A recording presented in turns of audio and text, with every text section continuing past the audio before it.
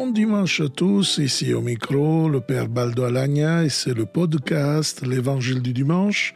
Ce dimanche, cette semaine, nous sommes au 30e dimanche du temps ordinaire. Nous avons Luc 18, 9, 14. Pour comprendre bien le thème central de la parabole du pharisien et du publicain, nous devons garder à l'esprit notre péricope comme un tableau où il y a un cadre, l'introduction et la conclusion. Alors je vais prendre l'introduction. En ce temps-là, à l'adresse de certaines qui étaient convaincues d'être justes, mémorisons cette parole. Et la conclusion, je vous le déclare, quand ce dernier est redescendu dans sa maison, c'est lui qui était devenu un homme juste plutôt que l'autre. Vous voyez, on répète ces deux mots parce que, en effet, le cœur de cet évangile va de nous parler de la justice, oui, mais surtout de la justification.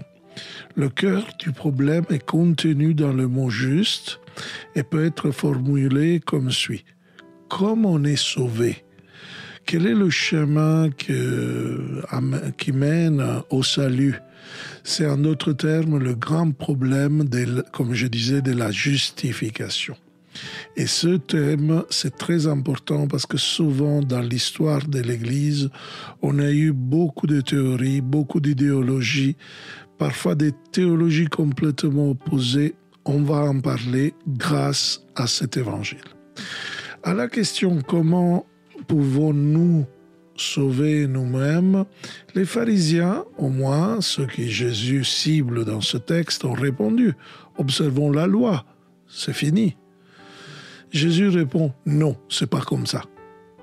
Le salut ne jaillit pas de l'observance de la loi, mais d'autre chose. C'est un don de Dieu qui exige comme condition nécessaire et suffisante seulement la foi. Oui, ce n'est pas un hasard si immédiatement avant et immédiatement après la parabole du pharisien, Luc il met une phrase toujours la même, avant et après. Ta foi t'a sauvé. Bon, on va lire notre texte et on va comprendre bien.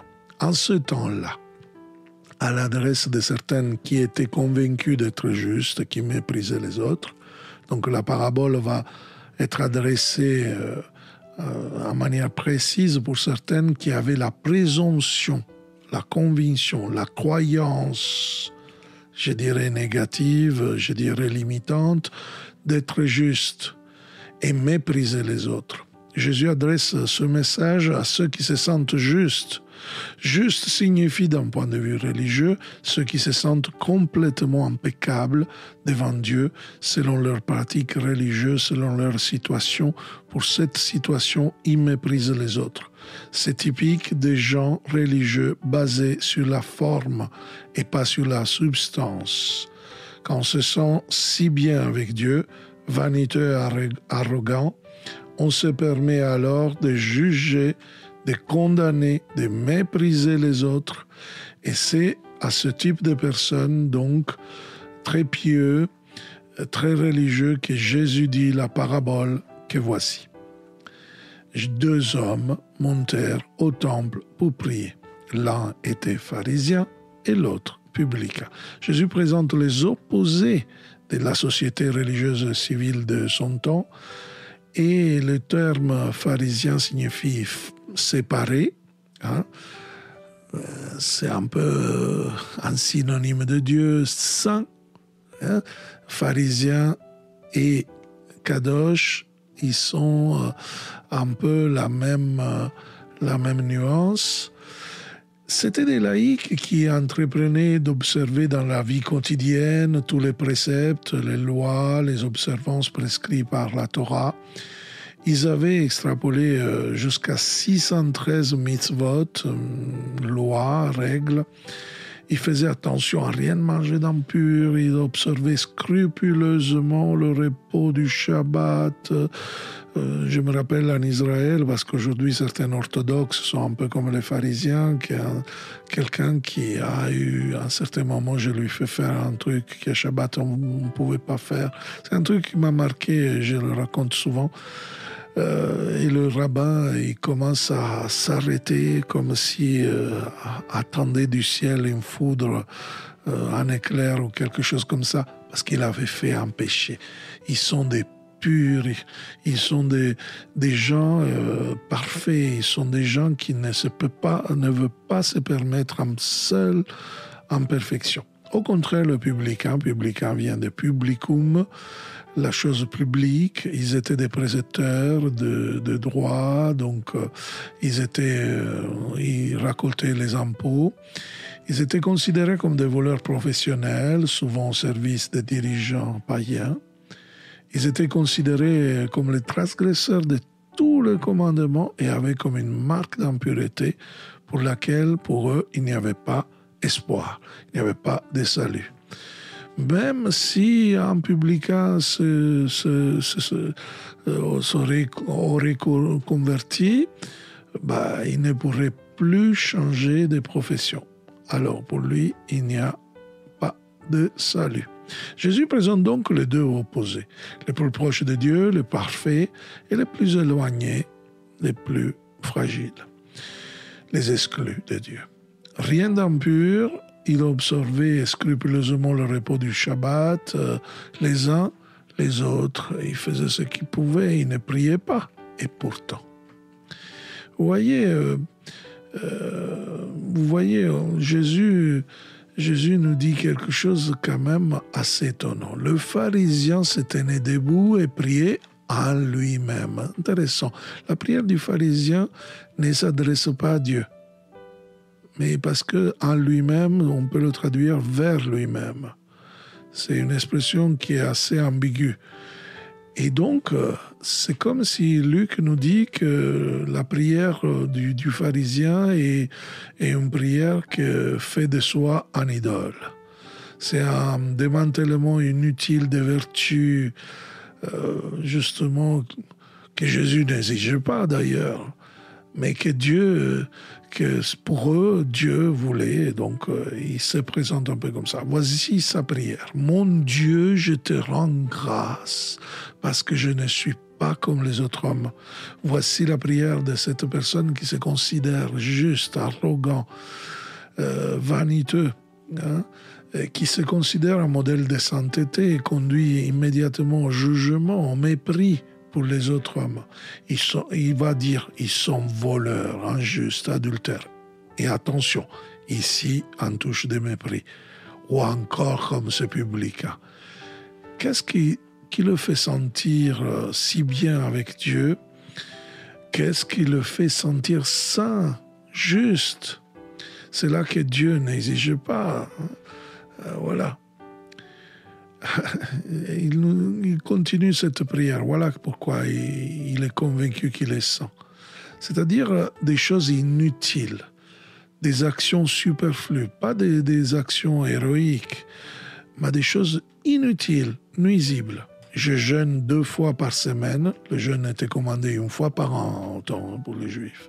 Donc, n'était pas héroïque jeûner 2 fois par semaine. En plus, dans une période où ils ne mangeaient pas beaucoup. Donc, tu vois, mais les gens pieux comme les pharisiens jeûnaient 2 fois par semaine, lundi et jeudi, en souvenir de l'ascension de Moïse au mont Sinaï et puis de sa descente. Donc, c'était pour eux l'époque pour faire du jeûne. Et je paye la dîme de tout ce que je possède. Voilà sa prière. La dîme était une taxe payée sur certains produits, sur certaines nourritures, sur les produits de la terre, comment dire. Mais pas sur tout. Lui, par scrupule, offre tout et paye tout. Nous notons qu'il n'énumère aucune attitude bienveillante favorable aux besoins des autres. Il est tout dirigé pour lui-même, oui, peut-être vers Dieu, mais bon, cette attitude est assez formelle, il n'est pas substantiel. Il y a un pharisien qui dit que, comme lui, qu'il a observé la loi comme lui, c'est Saint Paul, qui va dire toutes ces prescriptions en semblant de sagesse avec leur fausse religiosité et l'humilité et la mortification du corps. Mais la réalité n'a pas de valeur que de satisfaire l'égoïsme, la chair. Saint Paul, qui est pharisien de formation, qui a fait l'expérience, dit que toutes ces prescriptions sont inutiles. Toutes ces dévotions, toutes ces pratiques religieuses sont non seulement inutiles, mais même nuisibles. Nuisibles parce qu'elles ne font que satisfaire son ego. Dans sa lettre aux Philippiens, par exemple, Saint Paul est allé jusqu'à dire que lorsqu'il a connu le message de Jésus, il a considéré toutes ces dévotions et pratiques qui lui semblaient si importantes comme les excréments. Le publicain, continuons avec notre texte, le publicain, lui, s'est tenu à distance. Oh, quelle grande différence! Le type qui se mettait debout presque devant Dieu, presque en face, et l'autre qui se tenait à distance. Et n'osait pas, même pas lever les yeux vers le ciel. Il se sent coupable, il sait qu'il est exclu de Dieu. Mais il s'est frappé la poitrine en disant « Mon Dieu, montre-toi favorable au pécheur que je suis. » Ces publicains demandent à Dieu de montrer sa miséricorde, son faveur. Il a la foi. Il sait qu'il est dans une situation désespérée. Pour lui, il n'y a pas de pardon, il n'y a pas de salut. Mais malgré cela, et dans le temple, il semble entendre l'écho du psaume 23 qui dit « Même si j'allais dans une vallée obscure, tu es là et tu me conduis. Montre-moi ta miséricorde. » C'est un peu ça qu'il dit. Tu vois, Seigneur, quelle vie j'ai, je ne peux pas la changer, je n'ai aucune chance, ma situation, tu la sais. Malgré cela, montre-moi ta miséricorde. Voilà, la conclusion de Jésus est déroutante. Je vous le déclare, quand ce dernier est redescendu dans sa maison, c'est lui qui était devenu un homme juste plutôt que l'autre. Vous voyez, dans la prière du pharisien, le sujet est le « je ». Moi, je jeûne. Moi, je paye la dîme. Moi, je ne suis pas comme les autres. Dans la prière du publicain, le sujet est Dieu. Ô Dieu, aie pitié de moi. D'un côté, le protagoniste du salut est l'homme de l'autre. Le protagoniste, l'acteur fondamental du salut est Dieu. Nous sommes sur deux crêtes différents. D'un côté, la loi, de l'autre, l'évangile. L'importance de ce qui est en jeu est alors comprise. Pour nous, il s'agit de nous placer du bon côté, n'est-ce pas? Il ne faut rien, en effet, pour qu'un chrétien vive dans la réalité sous la loi plutôt que sous l'évangile. Dans l'Ancien Testament, plutôt que dans le Nouveau Testament, avec l'esprit d'un esclave plutôt que d'un fils. Peut-être sont-ils même la majorité de ceux qui n'ont jamais consciemment franchi cette crête pour regarder vers le nouvel horizon où il y a un air de liberté, de foi et de grâce. Ce sont des rechutes qui se produisent. Les grandes vérités religieuses sont plus difficiles à maintenir qu'à découvrir. Quelque chose de similaire arrivait aux Juifs. Les prophètes de l'Ancien Testament s'étaient déjà rapprochés de la perspective de l'évangile de Luc, mais leur leçon a été oubliée. Et nous sommes retrouvés à l'époque de Jésus avec cette étrange mentalité légaliste ou moraliste. c'est-à-dire qui est vraiment négative. Je ne parle pas de la bonne morale de l'Église, mais moraliste dans le sens, dans une exagération, dans une idéologie, et contre laquelle il a dû, Jésus lui-même, lutter si durement toute sa vie. Une leçon donc, celle qui nous vient de la parabole du pharisien, extrêmement opportune même pour nous chrétiens d'aujourd'hui. Nous avons maintenant formulé le principe. Donc, la justice et le salut viennent par don de Dieu dès la foi en Jésus. Maintenant, nous devons comprendre cela. Et le comprendre signifie l'envelopper de tous les côtés, le posséder, le tenir, le faire nôtre. Il est compris autant que possible à notre esprit avec l'aide justement de certaines clés. De certaines clés que nous prenons justement dans la Bible lui-même. La Bible va être interprétée par la Bible. Et nous prenons un grand apôtre et écrivain des Saintes Écritures qui justement connaît le problème. C'est l'apôtre Paul. Il est le maître inégal de ces choses-là. Jésus a dit que cet homme avait été choisi. Il a préparé de loin de le sein maternel, de sorte qu'il a bien expliqué à son Église quelle était sa pensée dominante. Nous devons frapper à la porte de Saint Paul pour comprendre un peu mieux le concept, la théologie de la justification. Paul va nous dire, moi j'étais pharisien, plus ou moins que cet homme-là, que vous connaissez maintenant à travers la parabole, un juif, c'est-à-dire d'une race pure, circoncis le 8e jour, irréprochable quant à la justice, il va dire, qui vient de l'observance de la loi. Puis un jour, Paul va nous dire, j'ai ouvert les yeux. Plus tard, quelqu'un me les ont ouverts soudain. Toutes les choses qui auparavant me semblaient un gain m'ont semblé une perte. Presque une ordure, dit Paul. Puis, j'ai cessé de poursuivre. Littéralement, là, on va voir justement ce qu'il nous dit Paul, ma propre justice devant la loi. C'est beau, ça. Ma propre justice devant la loi. Et j'ai commencé à chercher ce qui vient de la foi en Christ. C'est un peu son récit en Éphésiens 3.9. Paul a fait la première exégèse de la parabole du pharisien et du publicain. C'est-à-dire qu'il était dans la justice devant la loi, mais qui cherchait ce qui vient de la foi en Jésus-Christ, le publicain.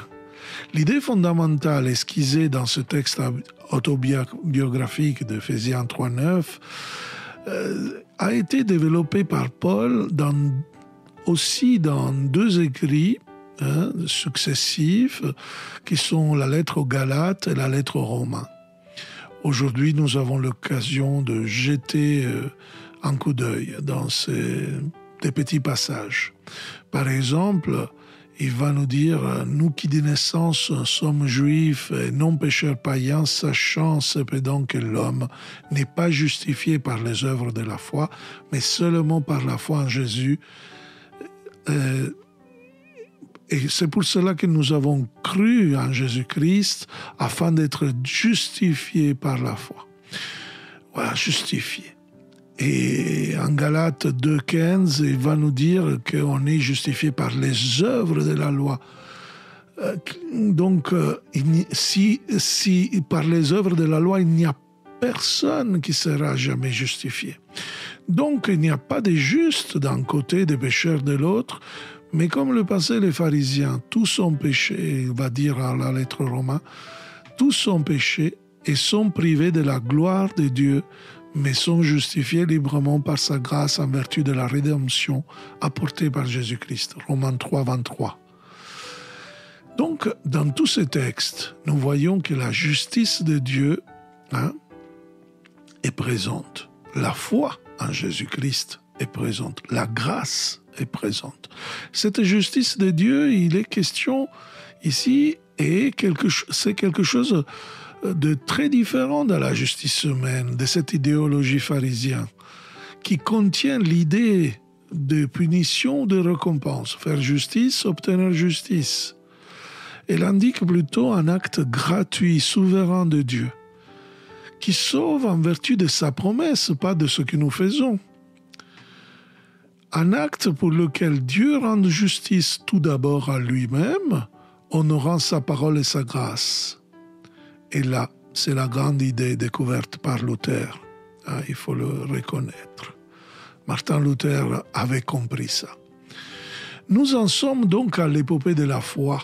Vivre juste pour la foi. La foi est redécouverte comme la grande voie du salut également dans l'Ancien Testament. Il croyait Abraham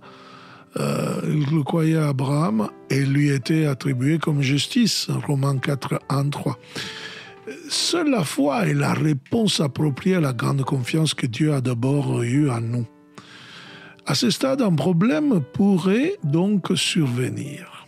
Et les œuvres alors ne comptent rien? Pouvez-vous faire ce que vous voulez? Ça, c'est une question que quand on parle de la justification de la foi, quelqu'un pose. Alors on peut faire ce qu'on veut. Le péché est-il insignifiant devant cette affirmation? Parce que Jésus déjà, il est mort, il m'a justifié. Moi, je crois en lui, donc je peux faire ce que je veux. Et non, ce n'est pas tout à fait ça. Il y a d'abord une oscillation un peu dans l'Église, dans les premiers temps, qui va affirmer, oui, la foi, ça suffit. Mais à un certain moment, il y a les Juifs les plus pharisiens qui vont lire ce que va écrire Jacques au chapitre 2. L'auteur de l'épître de Jacques va nous dire justement à quoi cela sert. Si quelqu'un dit à la foi d'avoir la foi et pas les œuvres. La foi, si elle n'a pas les œuvres, est morte en elle-même. Pour Jacques, les œuvres sont nécessaires précisément pour garder la foi vivante. C'est-à-dire, la foi a besoin de cohérence. Naturellement, si quelqu'un croit, ne va pas tuer, c'est normal. Vous voyez, mais c'est la grâce de Dieu qui en effet, il doit un peu enlever des limites parce qu'on est plongé dans cette croissance spirituelle. Aujourd'hui, je suis à Turin et je prêche justement sur un module pour retourner à rêver vraiment en transformant les croyances limitantes. Parfois, on a des croyances sur nous, sur Dieu, sur les autres, sur le monde, complètement qui nous bloquent, qui nous limitent. Ils sont fausses ou vraies ou je ne sais pas quoi, juste ou mauvaises, peu importe. Mais s'ils sont limitants, il faut les transformer. À certains moments dans l'Église,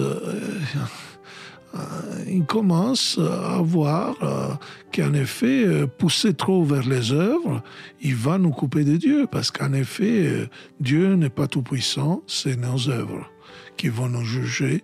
S'ils sont bonnes, on va au paradis. S'ils sont méchantes, on va à l'enfer. Et c'est ce qui arrive malheureusement avec le schisme protestant, donc avec Martin Luther, etc. Et il semblait à Luther, et ce n'est pas tout à fait à tort, que dans l'Église de son temps, l'intuition de Saint Paul de la justification par la foi avait été obscurcie, du moins dans la pratique, et qu'il plaçait une confiance excessive dans la contribution des hommes au salut. Les bonnes œuvres, les pénitences, les jeûnes, les mérites, les indulgences, etc. Il a ensuite déclaré que la lettre de Jacques était une lettre de paille, en criant « sola fide, sola scriptura, sola fide ». Mais bon, sola scriptura ne marche pas si on va brûler une partie de la Bible.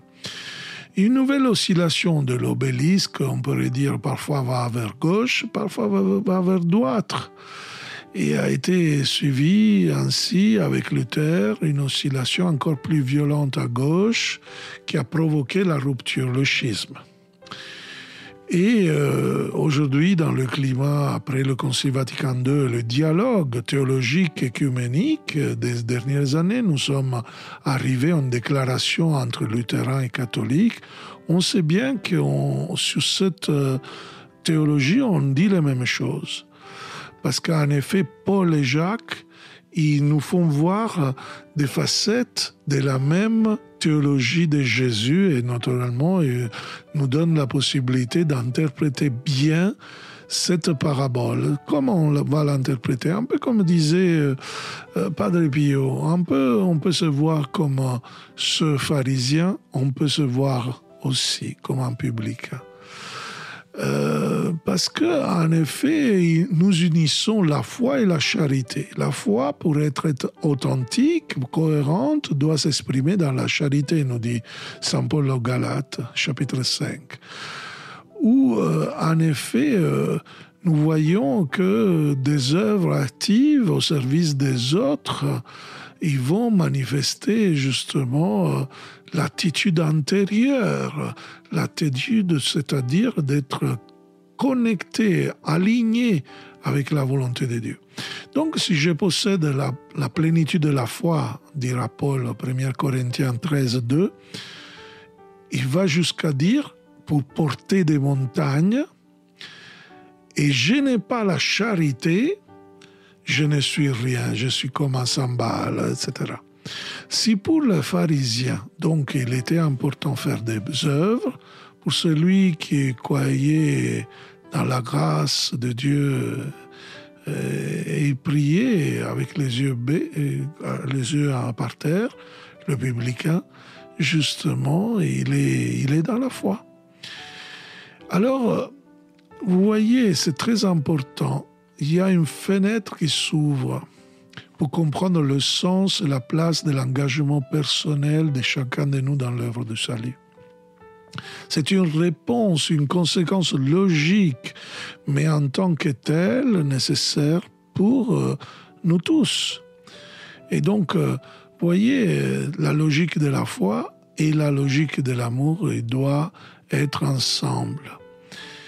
Or, la chose plus forte que l'évangile d'aujourd'hui va nous dire est la suivante. De deux catégories d'hommes, la plus éloignée du salut n'est pas la première, mais la seconde. Ce n'est pas l'injustice, mais l'auto-justification. Le collecteur d'impôts est rentré chez lui justifié, contrairement à l'autre. C'est la vérité que Jésus martèle tout le long de l'Évangile. Je ne suis pas venu appeler les justes, mais les pécheurs à la pénitence, à se convertir. Ici, nous pouvons dire que nous sommes au centre de l'Évangile, de cette bonne nouvelle de Jésus-Christ. On peut donc aussi comprendre la conclusion de la parabole qui parle d'humilité, parce que qui s'élève sera abaissé, qui s'abaisse sera élevé. Toutes formes d'injustice, en effet, sont des péchés passionnels, mais la fausse justice est le péché d'orgueil, de vanité. Le pécheur qui se reconnaît comme tel, comme le collecteur d'impôts, devient affamé de justice, comme dira Jésus même. Heureux les affamés de justice. Donc, ouvert à le recevoir, le juste est au contraire satisfait de sa propre justice. Et ne ressent donc pas le besoin de justice qui vient de Dieu. Il a donc pour dire que le palais un peu gâche sa propre gloire et ne possède plus le goût de la gloire qui vient de Dieu. Le premier est comme un pauvre homme qui est à l'air libre et prêt à frapper s'il voit une maison. Le second est déjà couvert et ne frappe nulle part, mais il ne remarque pas que la maison dans laquelle il se trouve est construite sur le sable et sur le point de s'effondrer. Il devient également clair le lien entre notre parabole et la parole sur les enfants que va suivre immédiatement dans notre évangile de Luc. et va nous dire ce verset, c'est lui qui n'accueille pas le royaume comme un enfant n'entrera pas. Comment l'enfant reçoit-il quelque chose? Par exemple, la nourriture qu'on lui donne, quelque chose de nécessaire pour aller à l'école, une caresse. Comment le recevoir? Comment le reçoit? Il accepte, c'est vrai, comme quelque chose qui lui est dû. Je défie quelqu'un de dire qu'un enfant qui veut quelque chose ne l'exige pas. Mais attention, à cause de quoi? Pour l'amour de ses parents, non pour ses propres mérites, ou parce qu'il a gagné avec sa sueur. Son grand droit, la nature elle-même lui a appris, est d'être aimé. Donc, regardons ces choses en face. Parfois, les enfants spéculent sur ça et s'en profitent un peu, à cause de l'amour des parents. Eh bien, Dieu nous permet de le faire avec lui aussi, tant que nous agissons avec sincérité, simplicité de cœur. Il est heureux quand nous comptons sur le fait qu'il nous aime. Et lui, rappelons cet amour, il peut montrer sa miséricorde. Souviens-toi de ton amour pour nous qui a toujours été comme ça. Ah, Seigneur, tu nous aimes depuis toujours. Souviens-toi que tu es notre Père. Souviens-toi de la parole de Jésus. Eh oui, frères et sœurs, cet évangile, en effet, nous dit que 2 hommes sont montés au temple pour prier, mais nous sommes ces 2 hommes. Tous 2 mentent, tous 2 sont en même temps le collecteur, nous sommes le collecteur et nous sommes aussi le pharisien. Comme le pharisien, nous croyons que nous sommes un peu justes, toutes les fois que nous tombons et presque nous justifions nous-mêmes. Que devrions-nous faire après avoir entendu donc une parole comme celle d'aujourd'hui? Qu'exige de nous pour pouvoir rentrer chez nous vraiment justifiés? Avoir le sentiment, la miséricorde de ce Dieu d'amour, pour utiliser une parole de Paul aux Romains, chapitre 10, verset 10, avec le cœur, on croit pour garder la justice, et avec la bouche, on fait la profession de foi pour avoir le salut.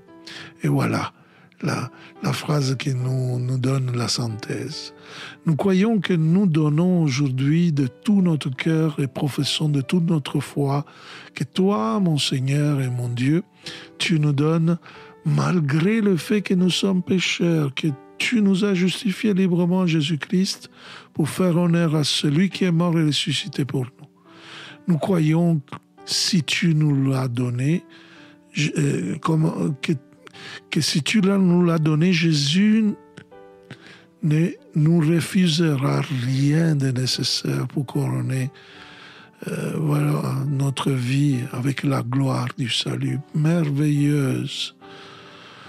Voilà, nous croyons que nous sommes aimés, pas simplement pour les pauvres œuvres que nous arrivons à faire, mais surtout par l'humilité parfois.